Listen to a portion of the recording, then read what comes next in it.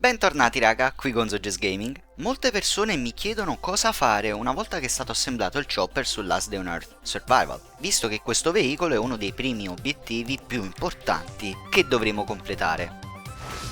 Con il chopper potremo trasportare un generatore che ci permetterà di attivare nuove zone della mappa globale, per cui la vera domanda è: dove dovrei piazzare il mio primo generatore? Sicuramente io non piazzerei il mio primo generatore al bunker Bravo. Questo ci servirà per completare il VTT, ma per poterlo ripulire tutto ed accedere alle casse con il loot abbiamo bisogno di fucili automatici con delle buone modifiche, e in certe occasioni dovremo addirittura impiegare degli SCAR. Per cui la scelta dovrebbe ricadere sulla torre nord oppure nel porto per accedere alle fogne. La torre di guardia nord ci aprirà l'accesso per le zone di quercia e per le zone del rame.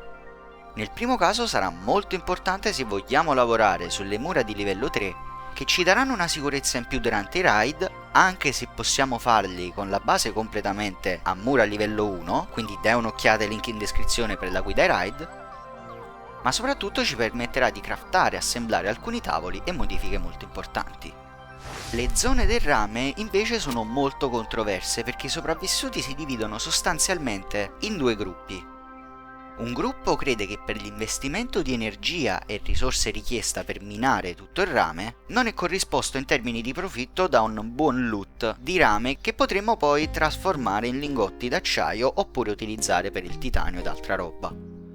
L'altro gruppo di giocatori invece si riserva di farmare qualche volta queste zone, soprattutto quando hanno bisogno immediatamente di questa materia prima, segnalando il fatto che, utilizzando anche i cani con segugio, cosa che vale anche per le zone di quercia, il loot dalle casse è una cosa fantastica.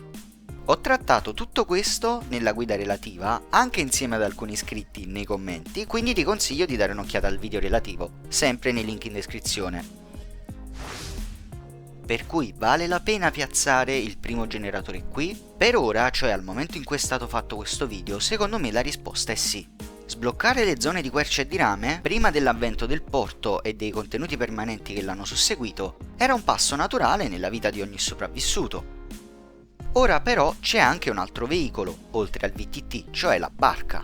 La barca ci è servita durante una stagione per ottenere una marea di punti e ricompense sopraffine.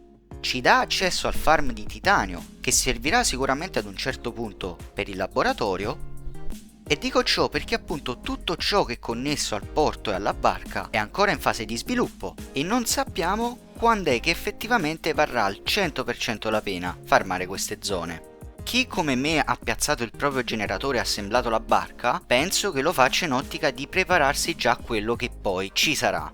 Di conseguenza il mio consiglio forse è di piazzare il tuo primo generatore alla torre e poi dopo proseguire con il porto.